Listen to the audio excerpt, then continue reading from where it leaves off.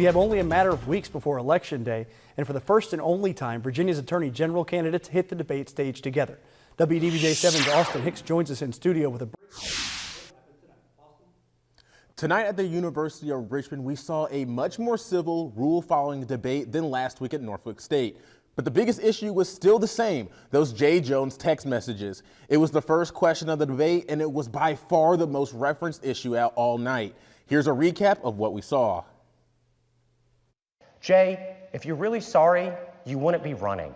Democratic candidate for Attorney General J. Jones's controversial texts were front and center during Thursday's debate.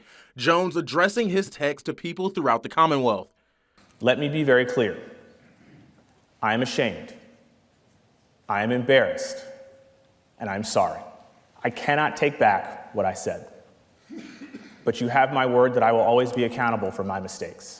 The candidates had the chance to speak on how they plan to make the Commonwealth safer. Miyares used the opportunity to try and show Jones wasn't up to the task. The reality is Jay Jones is a criminal first, victim last politician. We know it from his own voting record.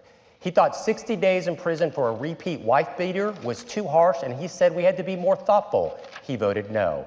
Cracking down on violent crime and supporting victims. And we do that by establishing a dedicated drug trafficking unit in the AG's office and working with state and local law enforcement to make that a reality. Another key topic was both candidates' willingness to combat politically powerful public utilities. Because I said no to Dominion when they tried to do a rate increase this year. I said no to Appalachian Power when they tried to do a rate increase earlier this year. And I want to be very clear and be very open. They're his largest campaign contributor. He cannot stand here and say that he's going to hold them accountable when they are lining his pockets with all of that money. Now, for my entire career, I have tried to hold them accountable, and as Attorney General, we will do that. Throughout the debate, J. Jones continued to claim Jason Miyares was unwilling to fight against President Donald Trump, while Miyares pushed that Jones is unqualified for the role. Now back to Mitch with a live analysis on tonight's debate.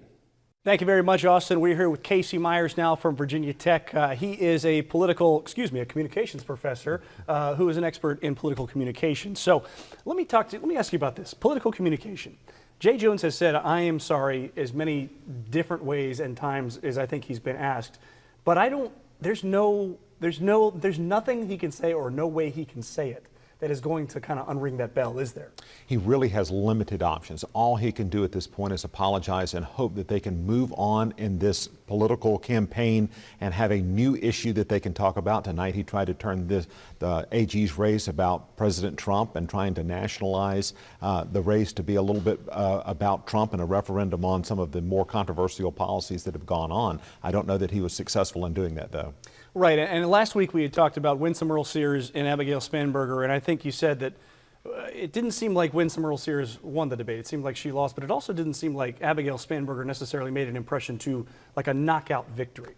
But you felt differently about tonight's debate as far as who won and who lost. I think Miyares won the debate. I think that Jones was too much on the defensive the entire time, and that was to be expected. I mean, he had the text message issues that he had to deal with. He had all their personal attacks that were made about him as well, about his experience. And I think he's trying to pivot out of this to try to stop this narrative around the text message and turn it into something else. But I don't know that he was really able to do that. This is such an outsized event, such an unusual political issue, and it's really become a liability for him and for other Democrats. And so the trying to turn this into, a vote for Miyares is a vote for Trump. Who is that for? Who does that appeal to that maybe he is not getting at this time? Does that make sense?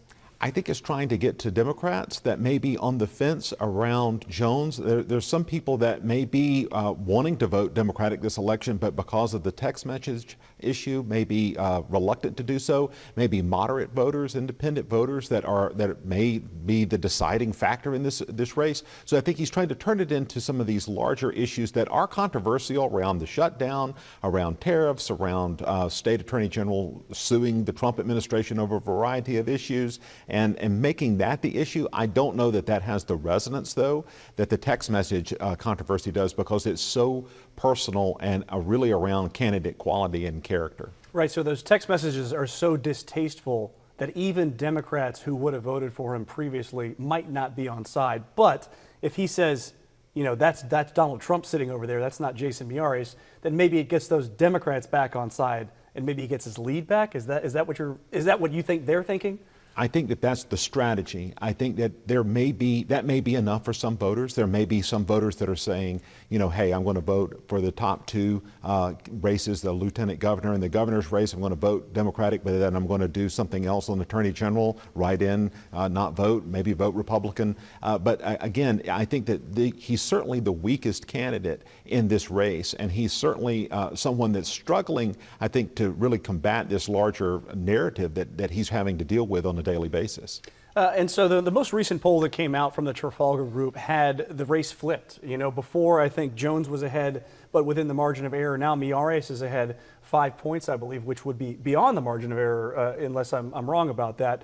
So is the Jones campaign it's going downhill and it's not coming back up? Or do they still have a chance to salvage this? I think that they think he's in a very vulnerable position, and he's trying to do everything he can to really change the winds back. Now, polls fluctuate. Polls don't necessarily predict the exact outcomes. They do signal, I think, the winds, the political winds, so to speak. And so this could change. It could tighten up. It could have other polls could show some other type of breakdown in the vote. But ultimately, I think he feels vulnerable. I think the campaign is trying to do something to rectify that. But I think this is going to be the persistent issue all the way up to Election Day.